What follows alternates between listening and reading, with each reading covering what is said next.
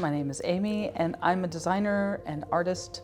I also do branding, brand strategy, and work with clients in a lot of different kinds of ways. So I met Eva standing outside a party, probably 12, 13 years ago, and she came up to me and she started like looking at my face, and she's like, oh, you're very talented. Oh, you can take a lot of information all at once. And I was like, whoa, what is going on? Who is this person?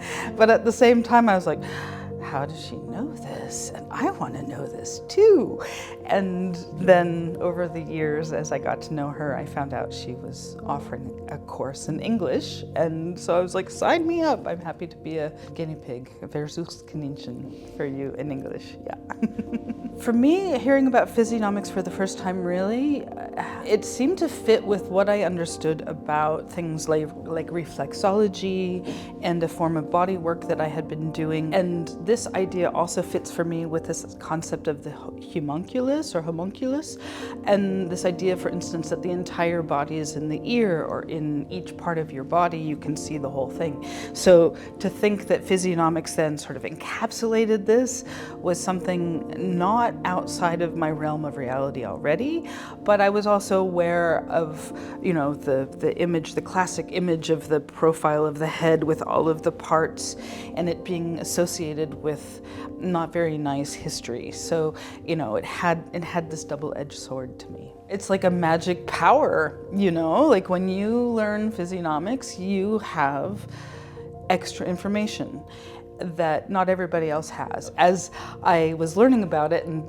I really liked this as an idea of having an extra tool in my toolkit for when I'm working with clients, when I'm, dealing with people in business situations or in private situations, and just having this extra knowledge. So one of the first things I did was I participated in one of Eva's open readings. And in the open readings, she'll have someone stand in front of you that she doesn't know, and then she basically describes them to themselves, and it's funny to watch their reactions. And I was like, wow, yeah, I definitely want to have some of this knowledge. And I realized, like, watching Eva at work, she's been doing this for a very long time. So, she's not just reading words on your face and understanding it. She's understanding the entire poetry of you in a way that takes time to learn the language.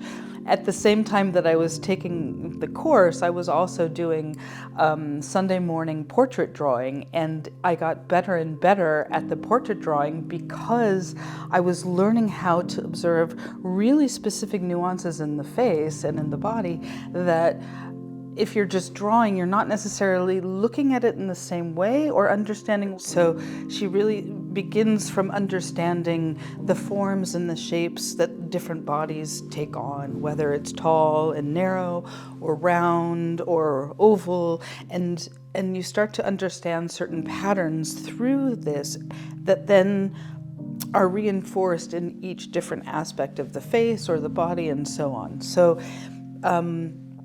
you really build from one day to the next, or from one module to the next. I would say I was taken aback. I was really surprised, like, whoa, how could she possibly, I had no context for it. She didn't say, oh, I read faces, or I do physiognomics, or have you ever heard of phrenology, where you feel, bumps on the back of your head? No, she didn't do anything like that. She just like looked at me and she's like, oh yeah, huh? And part of me was like, ooh, and sort of like being seen without your clothes on. But at the same time, it was more just from her side, it was also more like her own fascination, like, oh, what's in this person's face? It wasn't judgmental at all. It was more just her own like curiosity about what does each individual have as their sort of magic power or strength, and she can find it right away. Mm-hmm. Once you learn it, it's hard to turn it off. But in my daily life, working with clients, It's something that I have just sort of running in the background. Like if I am introduced to a new client or a new partner that's come in on a project, I can sort of understand their temperament and where their strengths might be right away. Shortly after I finished the class, I actually found myself to be single again for the first time in many years. There were these dating apps that didn't exist when I had been single in the past, and it was very valuable to have these skills while going through Tinder and OkCupid and these different platforms, because you actually have all the time in the world to really study their faces and understand what's going on, and then start to see, at least I noticed for myself, maybe we don't swipe right on those people this time. So, you know, there's certainly things that I learned along the way that were very valuable. If I'm on the bus and I have a long ride or whatever, I'll just tell myself stories about the people sitting in front of me based on what I see in their faces. My girlfriends, they always come to me with their photos of the new boys that they're dating or the guys that they're chatting with online, and they want to find out, you know, what his story is and does it match up with what they have told her. My boyfriend comes to me with photos of his colleagues and his bosses, and I help him understand what their strengths are and where they might be a little bit annoying. At the beginning, most of them are very skeptical, but then I'll say a few things and they're like, holy shit, how'd you know that? I'm like, well, it's written right here. And yeah, so I over time, I've come to realize it's really, yeah, quite accurate. And it's also special. It's not about saying, oh, this person's bad or this person's good. It's more like, these are the person's characteristics. Might not be the best thing for this particular job, or it might not be the best thing for me and my life partnership, but that's just who they are. And, you know, it's going to give them really powerful skills at X, Y, and Z, and they're going to really suck at PDQ. It helped me understand dynamics in people, between myself and even between other people in certain ways. I think overall, having Physiognomics as another tool in my toolkit for understanding people has been very valuable, especially, for instance, as a brand consultant and identity consultant.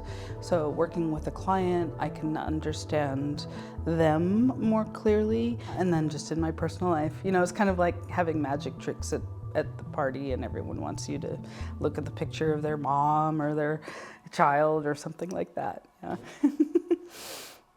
Who would I recommend? Definitely someone who's interested in understanding other people, someone who's interested in understanding how different people can work together.